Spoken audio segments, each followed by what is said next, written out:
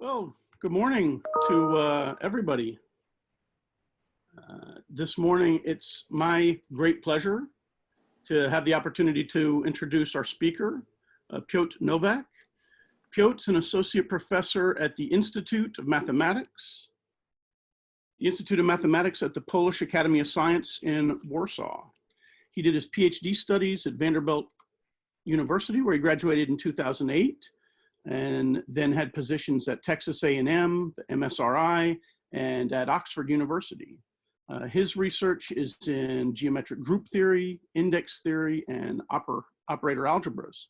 And I'm really looking forward to the talk this morning. So it's all yours, Piotr. Thank you very much, Jay, for the introduction, and thank you for the invitation. As we were speaking earlier, it is exciting to talk to a new group of people.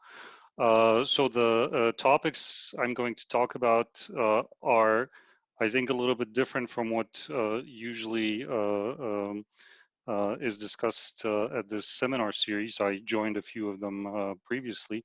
And everything I'm going to say is related to group theory. So I'll try to be as basic as possible, although I'll need to introduce a few basic concepts to get off the ground. Okay, so so property T. So property T, it's a property of groups that was introduced in the 60s by the Kazhdan. And well, in this setup, we will talk about groups, topological groups generated by a compact subset, and this compact subset is preserved under taking inverses, so it's symmetric. But usually I'll just consider G discrete and S finite. So the main examples of groups that will appear here are the integers with the generating set -1, 1. More generally, z to the power n with the standard unit vectors as the generators, positive and negative. The free group Fn on n letters. So these are just words on n letters generated by these n letters and their inverses. And in these words, there are no relations, so you can only cancel A and A inverse, B and B inverse. There's no commutation, no laws whatsoever. And another important example will be the group SLN-R, where R is some kind of a ring, usually it's Z in this context. So these are n by n matrices over this ring with determinant 1. And it's generated by elementary matrices. So just the matrices with 1 on the diagonal and another one, one's on the diagonal and another one in the spot ij. So these are responsible for the row and column operations. So the most direct definition of property T is the one that I wrote in the abstract. So a group has property T if every action, whenever it acts by finite isometries on a Hilbert space, there's a fixed point. So this is a very strong property because it tells you that there are essentially no interesting actions of such groups on the Hilbert space. Everything has to have a fixed point. The orbits are then bounded. Everything trivializes. So this is the most direct definition. However, the definition that I want to use is slightly different. So this is a definition in terms of the spectrum of a Laplace operator, and I'll need to look for a group. I need to look at a unitary representation on some Hilbert space H. So just a homomorphism from the group into the group of unitaries on the given Hilbert space.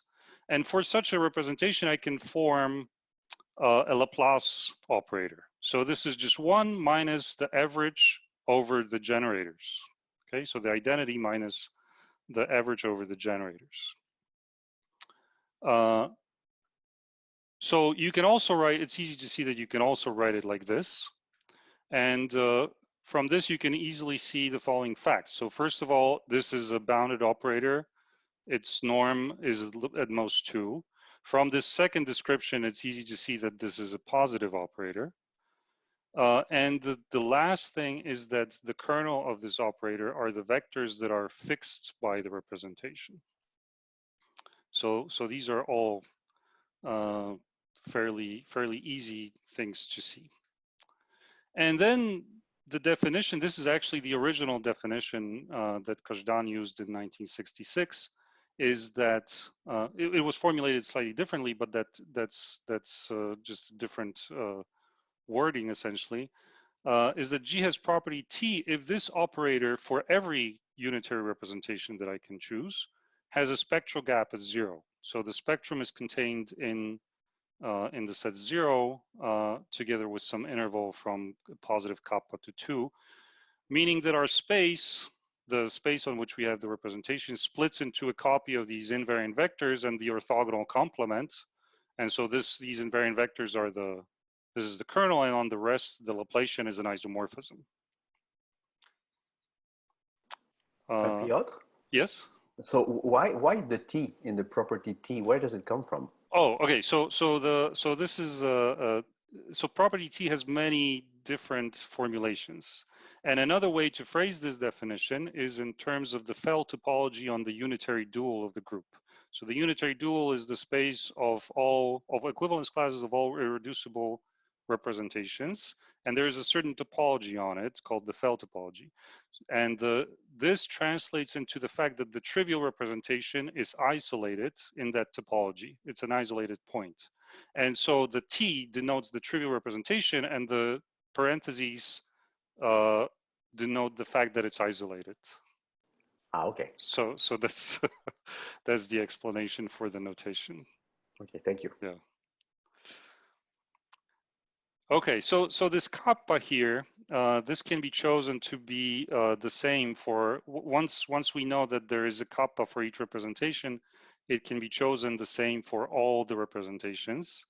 It can be uniform, simply because if it wouldn't be if we assume the contrary, then I could take a sequence of representations, of unitary representations with these kappas going to 0, take their infinite direct sum, and that would be another unitary representation with kappa not positive. So that's an easy consequence. So why is this? So why is anyone interested in this property? So it turns out that this is a very strong rigidity property that has a lot of implications for a lot of different objects associated to the group. So here's an example of such a rigidity theorem. This is proved by Fisher and Margulis. This is the local rigidity theorem. And it says the following, that if you take the finitely generated group with property T, and whenever you look at a smooth action of this group on a smooth compact manifold, and there is another action which is sufficiently close to it on the generators, then they actually have to be conjugate. So this is a very strong statement, and it's proven here just using property T. There is another more recent development using a strong version of property T, which allowed to prove the Zimmer's conjecture.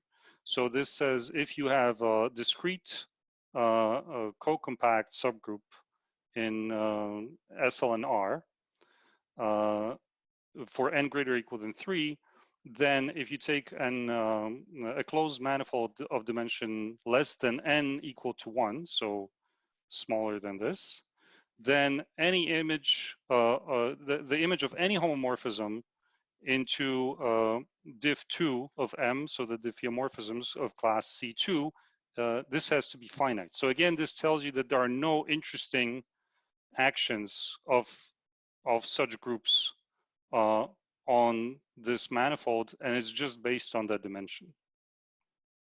So this is these are very strong statements about these objects, these actions, and yet what you need to prove them are various versions of property T. There are some other interesting applications. So in the 70s, Margulis showed that finite quotients of a residually finite property T group form a family of expanders. So expanders are, these are families of finite graphs, which have a very exotic property in the sense that they all have uniformly bounded degrees. However, they are very well connected. So another way to phrase it is that sets of vertices always have large boundaries. So these graphs are very difficult to disconnect, for instance. And these are infinite families of such graphs. These graphs are important for applications because they are excellent models for efficient networks, efficient finite networks, because you have bounded degree and a lot of connectivity. And however, they are very hard to construct. And it turned out that you can construct them using property T. So you can take a group like SL3 with coefficients in Z, the finite field Z, P to the power N, where P is a fixed prime number. And the Cayley graphs of those finite groups form such a family of expanders. And then property T is also important for rigidity of various operator algebras. So in particular, there's a program for von Neumann algebras in which it plays an important role. And it also is the main reason behind constructions, or the main tool in constructing counterexamples to the Baum-Connes conjecture. The Baum-Connes conjecture is a generalization of the Atiyah-Singer index theorem. So as you can see, there is a lot of different connections that this property has, and there's a lot of different directions in mathematics in which property T can be useful. All right, so what are the examples of groups? Finite groups have property T. This is very easy to see from the first definition that I gave you. So if you take any affine isometric action of a finite group on a Hilbert space, then you can just average the orbit. And then this average, since we're in a Hilbert space, this average will be the fixed point. So you can always do that on a finite group, and you always have property T. And with the other definition, it's equally easy to show this also using averaging. However, if you move to infinite groups, things become much more difficult. And among infinite groups, property T is a rather rare phenomenon. There are two main, or there were two main methods of proving property T. One was the original due to Kazhdan, which exploited the algebraic structure. So he was using the algebraic structure of the Lie group and some knowledge of its representation theory. In Lie groups, everything is very explicit. We know a lot about these groups, and so if you exploit that, you can sometimes get lucky and prove property T. The other one is a geometric method, which says that if you have a certain, if you build a certain graph in a simplicial complex on which the group acts, and if this finite graph has a certain, the Laplacian on this finite graph has a gap in the spectrum, and this gap is sufficiently large, then you can translate this gap onto the group, and that's called the geometric or the spectral method. So these were the two main methods. They're both a little bit involved, so I won't get into the details. I'll explain the new methods that we're using, but these were the classical ones. So the examples are SLNR and SLNZ for n greater or equal than 3. This was the original result of Kazhdan showing that these groups have property T. Then certain automorphism groups of thick buildings. So buildings are certain simplicial complexes which are very regular but also have a lot of branching. You can look at simplicial automorphism groups of such simplicial complexes. thick buildings, and then you can use this spectral method. And then there are some hyperbolic groups for which we also know that they have property T. Here I'm being a little bit vague, but all these examples would require a separate a large discussion to get into. So I'm just sort of trying to give a little bit of an overview of what's of these things related to the notion of property T. However, what I would like to explain are the new examples and the new method of proving property T. And these groups are automorphism groups. So if I start with a group G, I can always form as group of automorphisms, so self-isomorphisms. And I can also form the group of outer automorphisms. So that's the automorphisms divided by the inner automorphisms. The inner ones are the ones given by conjugation. So if I take an element, if I fix an element of the group and I conjugate by it, that gives me an automorphism, but those are the trivial ones, so I just want to delete them, and that's the outer automorphism group. And there was an open problem that was first appeared in print in the 90s. However, as far as I know, it was considered quite a bit earlier. And the question is, does odd-fn or out-fn have property T? So these are the automorphism group of the free group on n generators and the outer automorphism group of the free group on n generators. So these are very easy groups in terms of their definition. There's nothing here in terms of their definition, but this turned out to be a surprisingly stubborn question. So why would anyone ask this question? It turns out that this goes back to an analogy that's one of a very important analogy in geometric group theory. So basically, if you look at the index 2, it turns out that three classical groups are isomorphic. So one is GL2Z. This is the general linear group, so just invertible matrices, 2x2 matrices. This is isomorphic to the outer automorphism group of the free group on two generators. And on this side, it's isomorphic to the mapping class group of the torus. So the mapping class group is the group of self-isomorphisms modulo the notion of modulo the relation of isotopy. So a homotopy through homeomorphisms. And these three groups turn out to be isomorphic in this small dimension. However, they give all these give rise to three different families of groups. So on one hand, you have mapping class groups of surfaces. You have linear groups, and then you have the outer and the automorphism groups and outer automorphism groups of free groups. And in geometric group theory, the motivation there's a lot of motivation that comes from this picture, because the mapping class groups and the automorphism groups of free groups turn out to be difficult to study.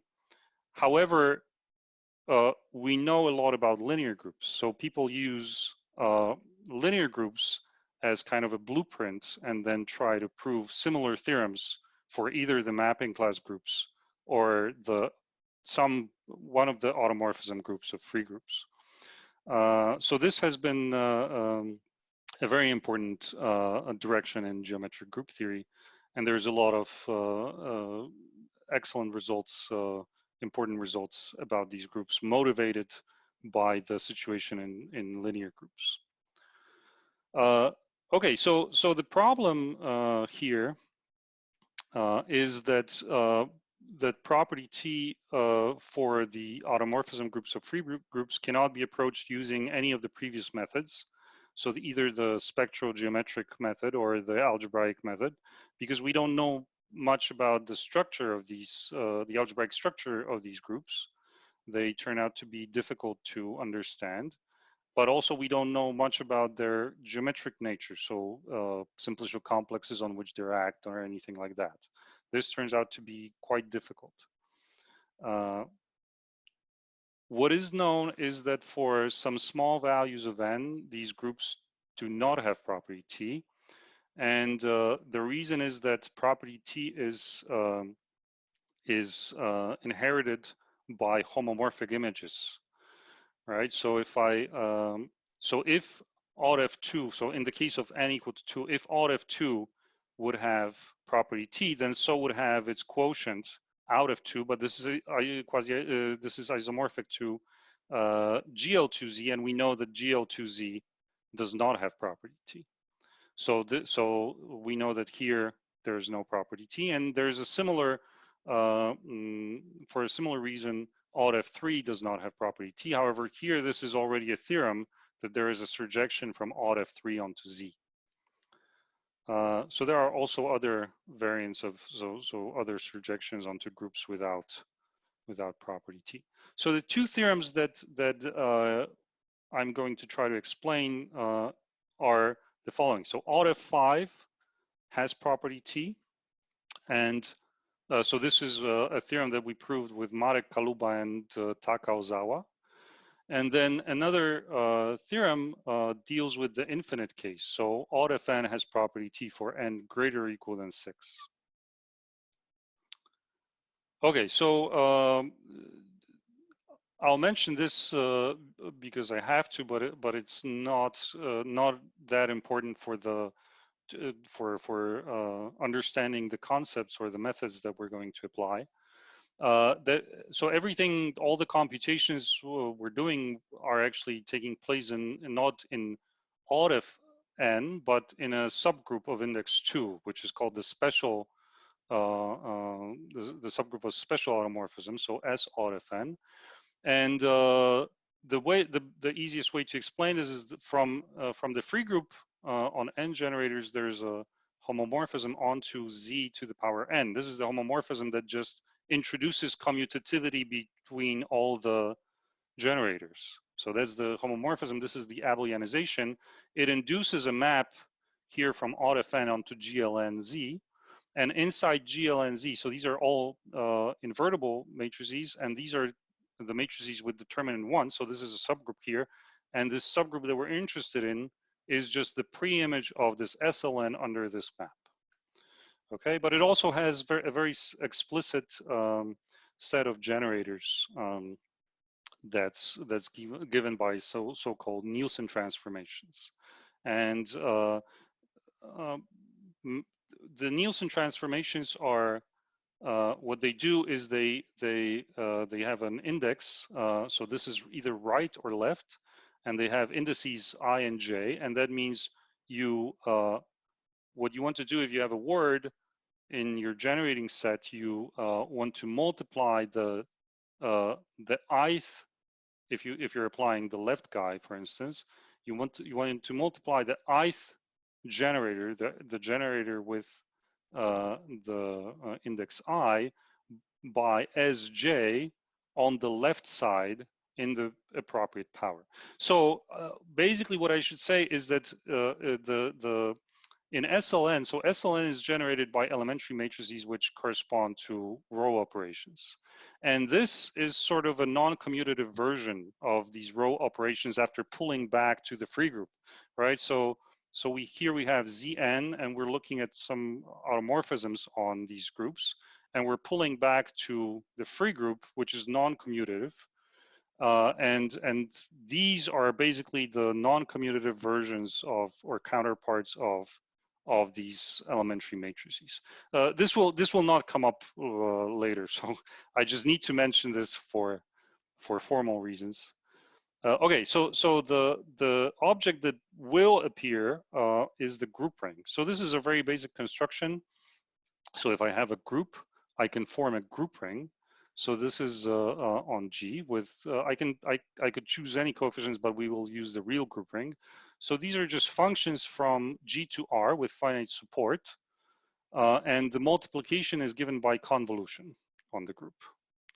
Okay, so so this is the group ring, and it has a unit, which is the Dirac delta, the identity, and there's an involution on it, so a star operation that's induced by sending G to G inverse in the group. Okay, so that's the idea. And then whenever I have a representation of the group, I can extend it linearly to the representation of the whole algebra.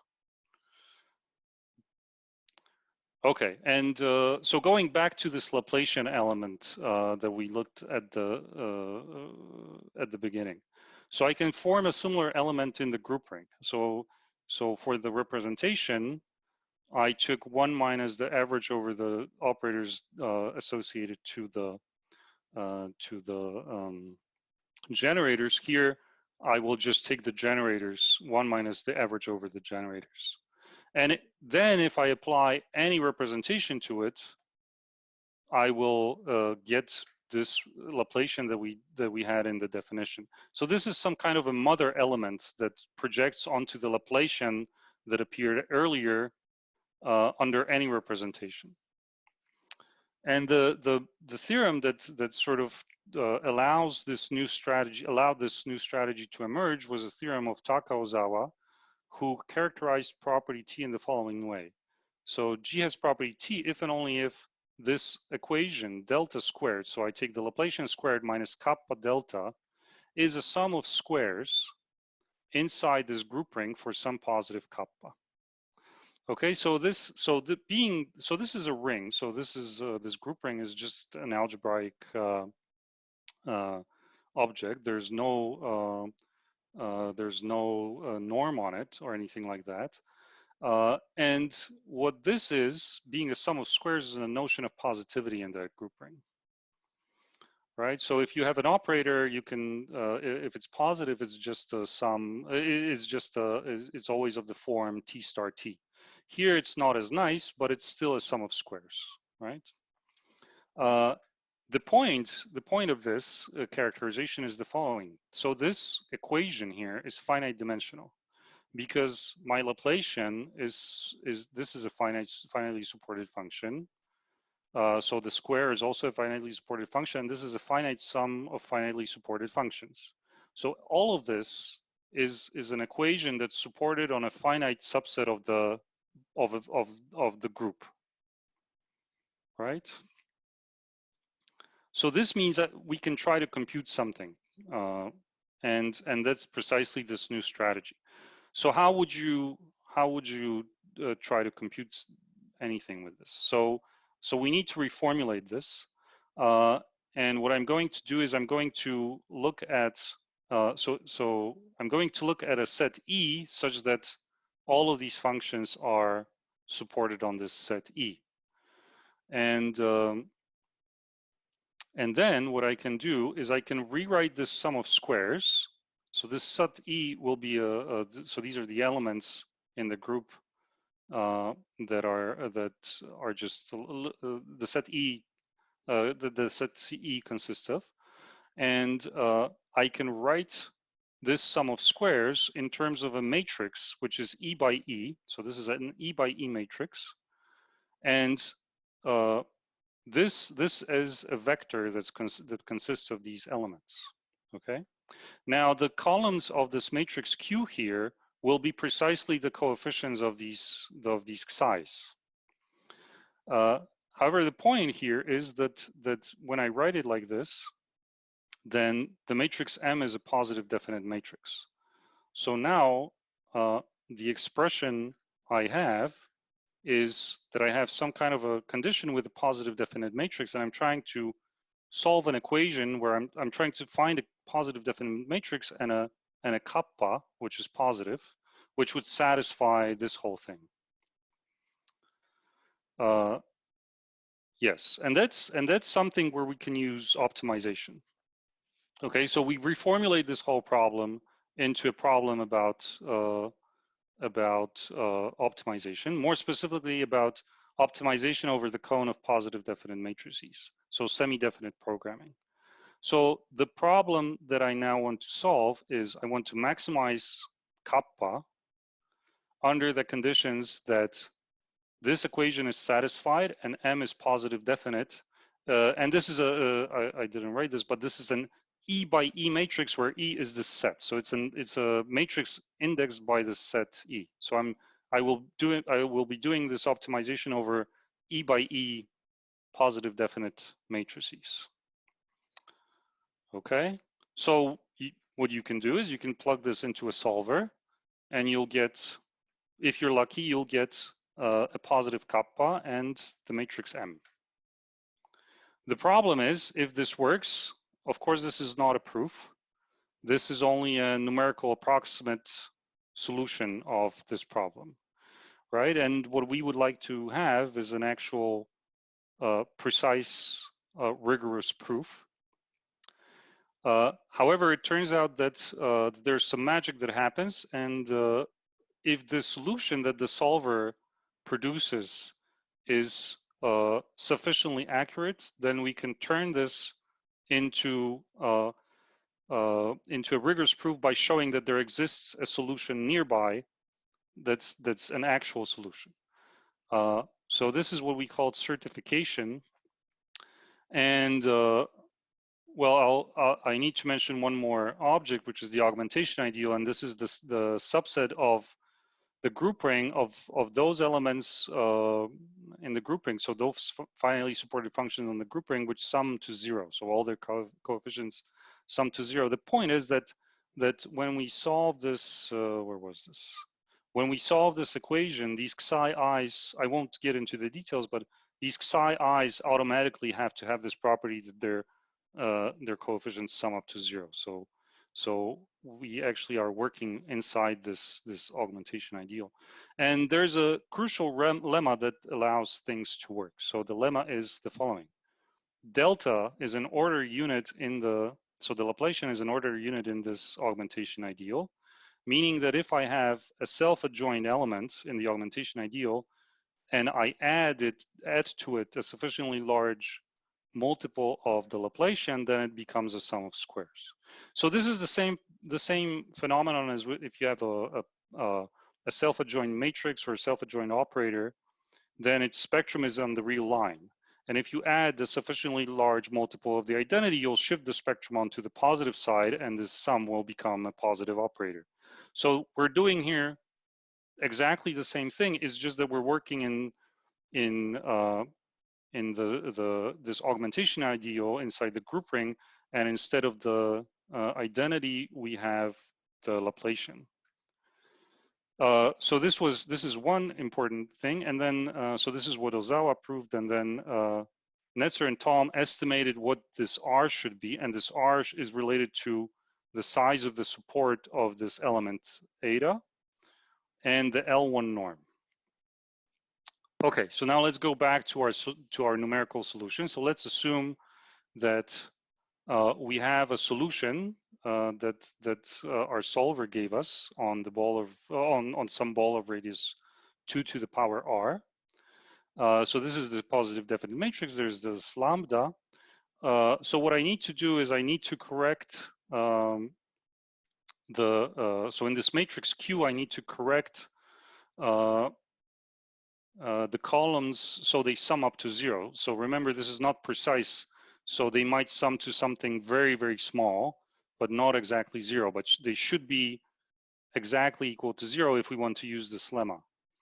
And so this is the so after correcting this, so this is all done in interval arithmetic, and the reason is that these matrices Q are usually in the examples that we're considering, they are quite large. So and there's a lot of small numbers that you're adding. So rational arithmetic is not a very good choice here. However, so this is the error. This is the error between the left and the right hand side, and we're computing the L1 norm of the error. And let's assume that we can estimate it by epsilon, and then we can write the following. So here I'm adding. So this is delta squared minus lambda delta, and here this thing and this thing, these cancel, so nothing happened. But I can rearrange them and add r times delta to both sides. And then this is positive. And then this element, I'm adding r times delta to it. It will be positive by the lemma if r is sufficiently large. And we have the estimate for r based on the size of the support and this epsilon here. And so then this will be positive. So if only my epsilon was sufficiently small and my lambda was sufficiently large in relation to it, then R will be sufficiently small in relation to lambda so that this will still be a positive number. Okay, so basically, so this is the magic that happens, that you can add a little bit of the Laplacian and maybe lose a little bit on this constant, but you'll get a precise estimate. Okay, so if this can be done, so if epsilon is sufficiently small, so this is the L1 norm of the error, and this R is sufficiently small and lambda is sufficiently large, then this will be positive and we will still get a solution. So this gives a mathematically rigorous proof of positivity of this delta squared minus lambda delta. And the L1 norm is computed in interval arithmetic to make sure that we have everything done rigorously. And now we want to apply this to odd F5. And the first problem is that the ball of radius 2, on which we can, that's the largest ball on which we can do this. This has 4,641 elements, which means that we're taking a matrix that's this, I mean, that's the dimension, and it means that it has 10,700,000 something variables. So this is too large for any solver to handle. So so what you do is this is a standard answer to this. So you symmetrize. You symmetrize the problem, and if you have enough symmetries, the problem will be simplified. So that's what happened here. So basically, the symmetries come from the fact that if you you can you can permute the generators of the free group, and then this action can be lifted to the automorphism group. And it will preserve this equation that we're looking at, and we'll also preserve this finite index subgroup in which we're working. And there's also an induced action of this symmetric group on the set of E by E matrices. So basically the lemma is that if there is a solution to the original problem, there is also a gamma invariant solution. So a solution that's invariant under the action of this symmetric group, meaning that it's an E by E matrix which is constant on the orbits of this action of this group, of this finite group. Okay, so this will definitely ensure that there's less variables. However, there's another problem once you do this. The problem is that if you have a matrix which is constant on the orbits of some on the orbits of the action of some group, you cannot just plug it into a solver and expect it to give you an answer. So solvers only work with general matrix algebras, and they don't work with gamma invariant matrices. So the answer to this is again standard, that you use what is called the Wedderburn decomposition. So basically, you can there's the Wedderburn decomposition tells you that the algebra generated by the permutation representation of this finite group acting on this set on L2 on the Hilbert space built constructed on the set E.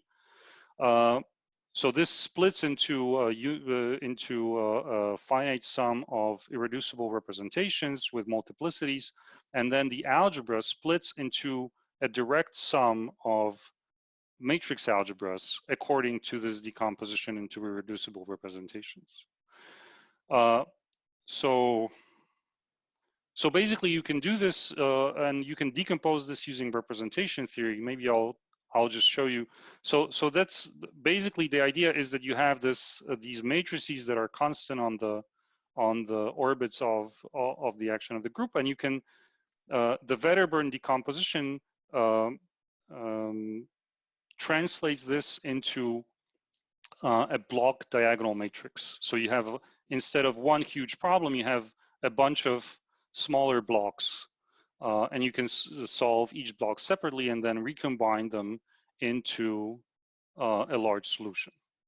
And the reduction in the number of variables was really surprising, because we went down from over 10 million variables to 13,000 in 36 blocks. So this is definitely something that you can plug into a solver, and we got a solution.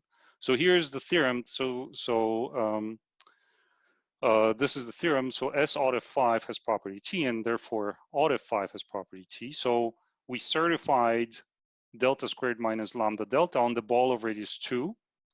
So from the solver, we got the positive definite matrix, and the number lambda was 1.3. And then the L1 norm of the error that's needed for this lemma was between 8.30 and 8.41 times 10 to the minus 6. So you can see that R is of the order 10 to the minus 5, I guess. So the difference between 1.3 and this R is definitely very positive. So this gives the proof of the existence of an actual solution. So this closes the case of odd of 5.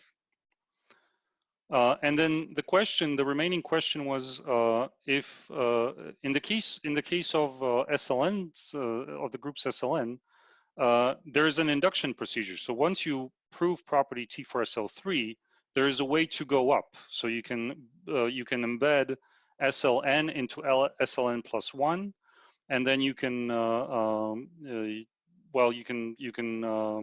deduce property T from embedding this in various ways. And that's a purely algebraic strategy. So the question was, is something similar possible here? Because of course we would, once you know that it works for odd of 5, the question is, it should work. Does it work for all the higher ones? So it turns out that the answer is yes. And I'll sketch more or less what we did. So in the second theorem, so for n greater or equal than 6. So basically, we can do this technique simultaneously for S odd of n or an SLN Z. So these are both generated by families of generators indexed by I and J. So and they form a tower of inclusions. So you can embed the free group on n generators into the free group on n plus 1 generators by just adding one generator, and the same with the abelian groups. And we can, the way that we visualize this was using a simplex. So since these generators are indexed by I and J between 1 and n, so these are like we associated them with edges of a simplex. So you take a simplex spanned on endpoints, and you take the edges. So these are the pairs ij, and they correspond to our generators. So we associate all the generators with the indices ij to the edge ij. And then there is an action of the alternating or the symmetric group, which just permutes these vertices of the simplex and also permutes these generators. Yeah. Okay, so now you have these generators attached to different edges in the simplex, and in a simplex, what can happen if you have two edges? They can either coincide or be adjacent, meaning they share a vertex, or they can be opposite, and then there share no vertices. And if that happens, that means you have ij and kl, which are indices ij and kl, which are pairwise different. And in that case, the corresponding copies of the corresponding generators associated to these edges that are opposite, they commute. So this is important. And basically on each, so for each edge, we have these generators. We can generate a copy of, we can generate a subgroup using these generators. And on that subgroup, we can look on the associated Laplacian. So this subgroup on associated to the edge will be either a copy of SL2Z or a copy or S or F2. And we can look at the generator, the Laplacian on that subgroup. And then what happens is the action of the alternating group that permutes the simplex, it also permutes these Laplacians. Okay, and the first basic observation is that the big Laplacian for the whole group is the sum of the Laplacians for the generators all associated to all the edges, and it's also and you can also choose one of these generators for one of the edges, and then just permute this using the group, the action of the alternating group. So basically, what it tells you is that for some kind of a group higher in this tower, so let's say SLN, you can decompose the Laplacian into pieces that come from SL2, or more generally, if you decompose, you can decompose the Laplacian as SLN into pieces coming from SLM. Okay, and this is using this action, the permuting of these vertices on this simplex. So this is what you can do. So this is for the Laplacian, and then well, this is some form of stability for this Laplacian element. However, what we need to do is we need to apply this to this element delta squared minus lambda delta, and when you have this expression, delta n is sum of delta e's, when you square this, you'll get a lot of mixed terms. And depending on how and you can split this into three different pieces, right? So depending on how the corresponding edges are located in relation to each other. So I have the squared ones, so that's where I have a mixed term coming from the same edge. So these are just the squares. I have the adjacent part, so these are just the mixed terms where E and F are adjacent edges. And I have the opposite part, which is the part where E and F come from opposite edges of the simplex. Okay, and altogether, it's clear that they give the square of the Laplacian. Now, the important part that this guy is that this guy, the square, and op n are already positive. And this is easy, so for square, it's clear, and then for op,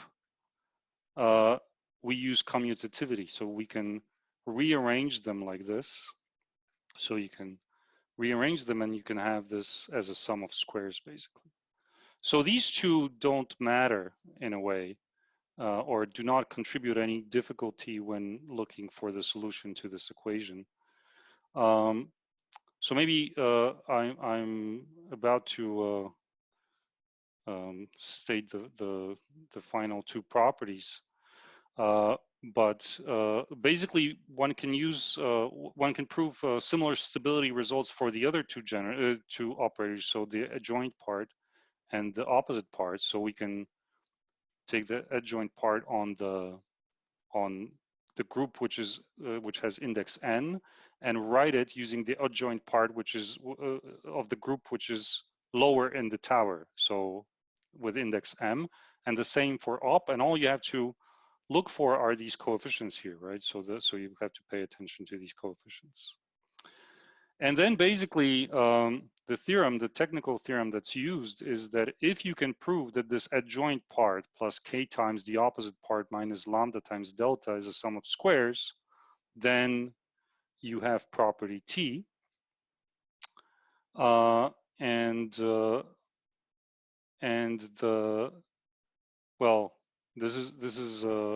an equation that's maybe a little bit technical, but if you just look at the side, the left-hand side, this is the equation with some coefficient, the equation that we're looking for with some coefficient for the mth group in the tower, and it is written in terms of the square, which is positive, the op, which is positive, and the sum of these guys, which we're looking for. right? So if we can make sure that this is positive, then we're done, because this will be positive. Okay, and then what you can do is you can actually certify this in the much similar way to what we did with the previous case. So you can again just use the solver and certify this and make sure that this is a sum of squares.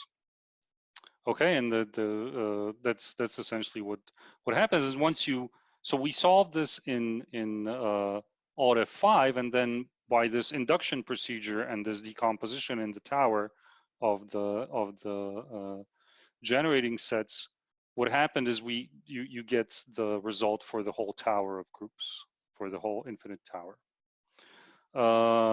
Okay, so since I'm running out of time, I'll just mention that. So there's a bunch of applications, but I'll just mention the last thing I want to mention is that very recently, so on September 10, Martin Nietzsche from Dresden posted a preprint. So Alt F4 was their only remaining case. So we did 5 and 6 and up.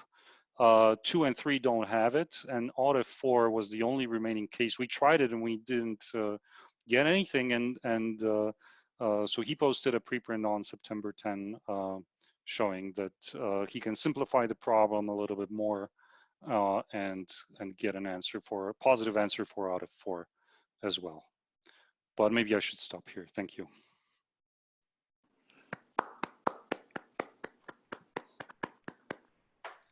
Thanks a lot, Piotr. This new preprint, is this computer assisted, or is this? Yes. So it's computer assisted from what I understand. Yes. So there's if you look on archive, there are some files with the code attached. So it's the point is that he can simplify the problem even more, and then he can take a slightly larger set. So we were always constrained to the ball of radius 2, simply because the balls in these groups grow exponentially with the radius. So the volume grows exponentially with the radius. So as soon as you move to the ball of radius, and because you have to take the squares, if you take the ball of radius 2, you actually have to generate the ball of radius 4.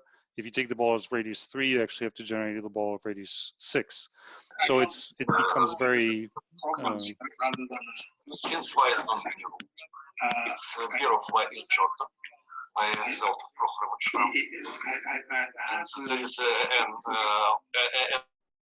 Sorry about that. Yeah, no worries. Yeah, so it becomes very difficult to compute very quickly. Mm-hmm. And we weren't able to go further, but he simplified the problem a little bit more and he could go further. Mm-hmm.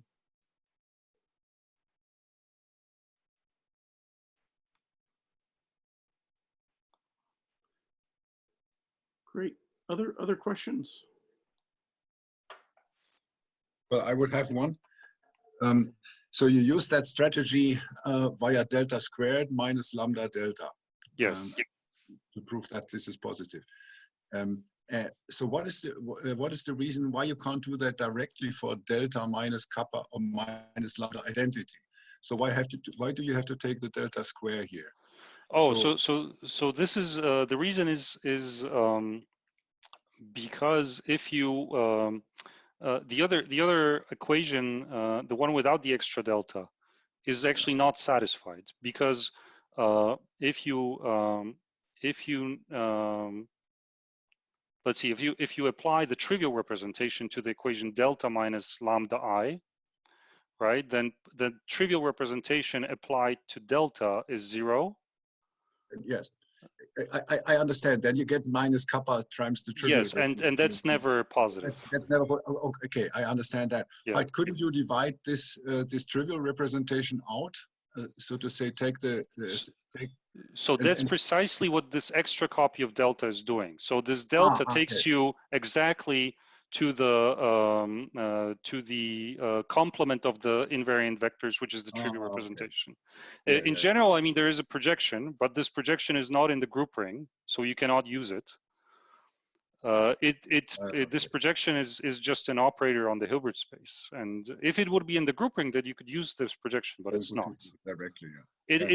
If the group has property T, then this projection lives in the completion of the group ring, which is a C-star algebra, the maximal group C-star algebra. But you have to know a priori that the group has property T to be able to use it. Okay. Well, I didn't quite recognize that the extra delta is precisely doing what I'm suggesting. Yes, yes, that's exactly the point. Good, fine, yes, thank you. Great.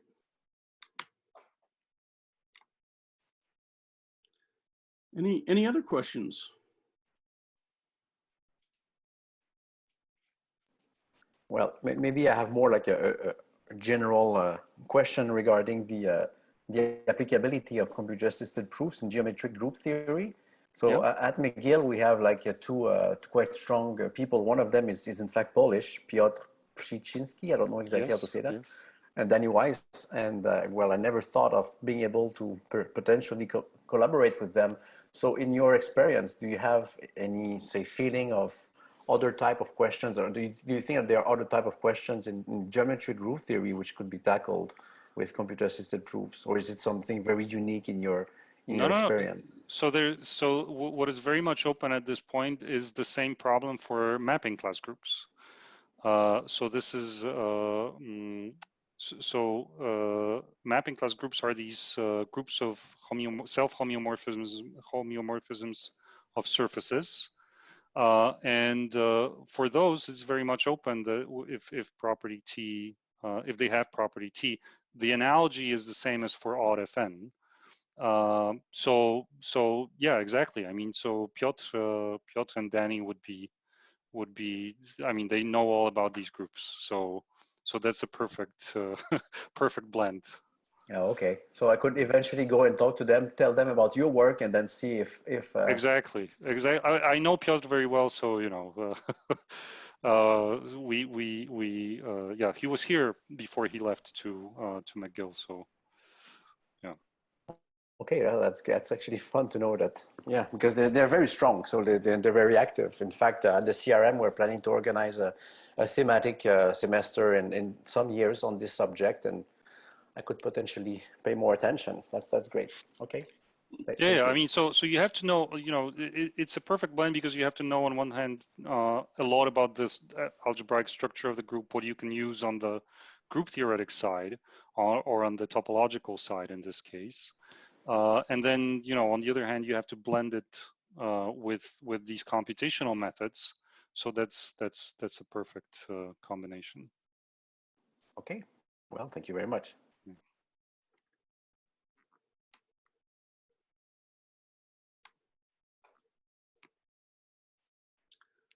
Anyone else? Questions? Maybe can I also add a more general question? I'm asking myself which part of, in which sense you really had to use a verified computation. So that is only in quotation marks, only on the finite dimensional level. So you only had to take rounding errors into account to make your statement a proof. Is that right? Or are there other errors which you had to consider? No. I think that's essentially it, right? Because so the only part that really needs to be precise is this certification where you verify this L1 norm. So where you estimate the L1 norm. Which is a finite sum, right? Right, exactly. And then before you of course use the solver, but once the solver gives you something, you can forget about it, and you only have to verify that. So that's the only stage at which you really have to be very precise. Okay, so it's rounding errors. That's what you have to do. Yeah. And of course, the solution, of course, has to be sufficiently precise. So the solution that we got from the solver, the precision was of the order 10 to the minus 9. Then you lose some when you correct it to make sure that the columns sum up to 0. You lose a little bit, and then you lose a little bit when you estimate the L1 norm from above. But overall, you know, it works. I was just wondering, so in analysis, you may know that we have to regard truncation errors and discretization errors and all this stuff, but that all doesn't play any role here. This No, is just, no, that's yeah. what I want to make sure. This is just a large sum of numbers. That's yeah. Okay, thank you. The fun is always reducing it to a large sum of numbers, right? Right, That's, right. the really great math goes on, as Michael is expert. Well, any other questions? If not, it was great seeing everybody today, and really enjoyed the talk. Thanks again, Piotr. Thank you. And Thank you. we look forward to seeing everyone next week.